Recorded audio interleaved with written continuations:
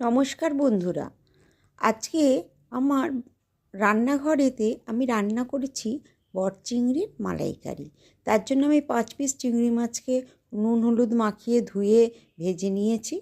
আর মিক্সিতে পেস্ট করে নিচ্ছি কাঁচা লঙ্কা, কাজু আর পোস্ত। পেঁয়াজকে কুচি কুচি করে কেটে, এই একটা পেঁয়াজ বড় সাইজের কেটে তেলে ভালো করে ভেজে নিচ্ছি। এবারে পোস্ত আর কাঁচা লঙ্কা আর কাজু বাদাম পেস্ট হয়ে গেছে, এইটাকে আমি পেঁয়াজও কষা কষা হয়ে গেছে, এতে আমি ঢেলে দেব।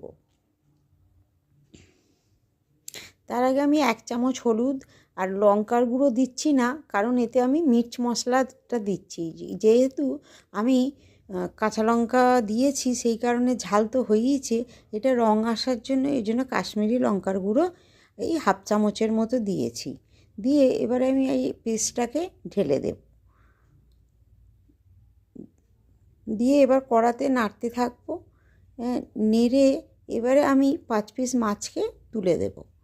আর ওই যে মিক্সিতে বেটেছিলাম যে জলটা, একটুখানি জল লাগিয়ে দিয়ে ওই মিক্সির জলটাকে এতে ঢেলে দেবো।